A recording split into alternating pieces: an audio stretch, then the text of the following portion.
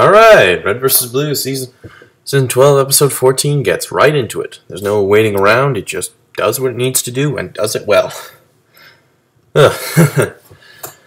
But at the same time, though, given all the build-up in the last few episodes of catching up and exposition, I think this would have been better if it was separated into 2 episodes. Because, I mean, it doesn't feel like they did much, but, you know, it has a significant importance. Excuse me. What is it? So yeah, Felix goes to the commanders, you know, the ones that were with, you know, Simmons, Caboose, Tucker, Griff, and says, hey, we need to meet at this general area and work things out. So basically he's setting them up for a trap, which I don't think will end very well. And the Reds and the Blues split up. We'll use the teleportation cubes to get to the 2 sides of the ship. The Reds go to where Season 11 took place and find what they need fairly fast, and we actually get some fairly decent character development for Simmons and Griff, as Griff points out saying, hey, how come you're not as kiss-ass? Which I thought, hey, that's I never thought about that. He isn't as kiss-ass to Sarge anymore. And they kind of regard that their terrible leadership skills with the Feds or whatever army it was, the rebels, was somewhat enlightening, I guess.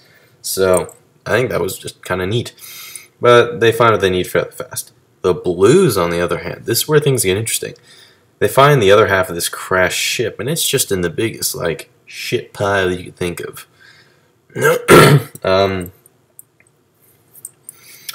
There's like other crashed ships, both UNSC and Covenant and Alien related, so that's kind of like startling, I guess. They find the ship and start downloading the manifest, but hijinks ensues, as I think it's Locust who actually finds them and gets an entire army to start shooting at them. Things don't go well, as the computer's old and Church can only download so much so fast. So much so that they have to escape before he can get everything.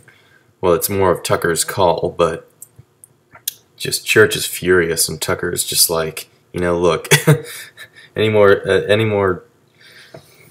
wasted any more time, then we would have all been dead. So, but then we get the twist at the end. What a twist it is! Someone tries to kill Caboose.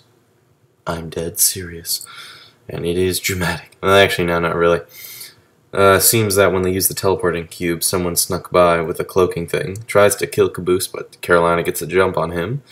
But she hurts her legs somehow? I don't know. She was shot, or I don't know. Maybe I'm just not seeing something. But she's hurt fairly bad, and now they have some guy to interrogate, which could lead to something potentially interesting. And the last sort of shot is just sort of dangerously looms in on Tucker. Kind of curious. But like I said, this puts Season 11 to shame with every single episode.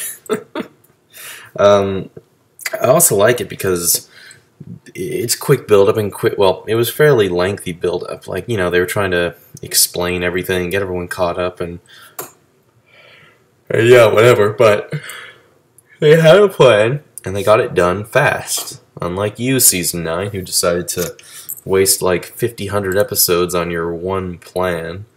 Well, they built it up for one episode, and then just every other episode was like the plan, until episode 17 or whatever. I don't know. Yeah,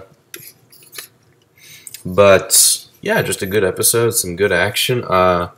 The CGI, yeah, like, okay, I've said it before, but it doesn't blend well with your in-game stuff, especially when you jump right from one to the other.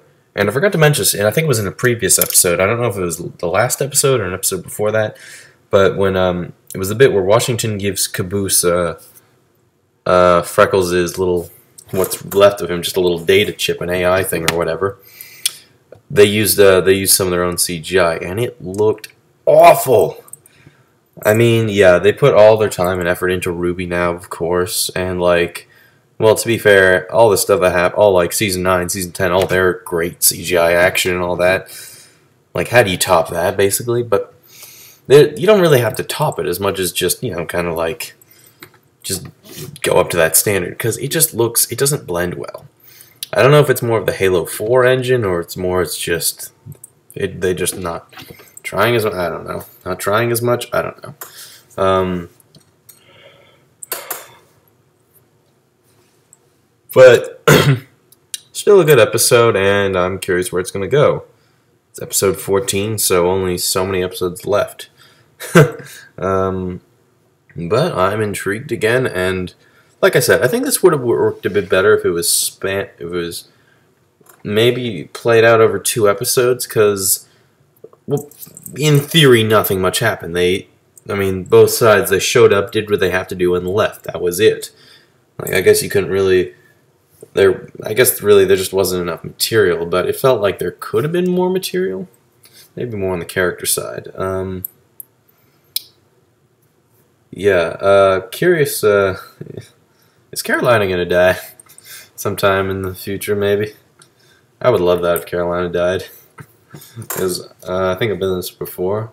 I don't like Carolina. I don't care what side she's on, I just don't like Carolina very much. But that's all I have to say. Just a good episode nonetheless, and I'm excited to see where it's going to go. So, see you later.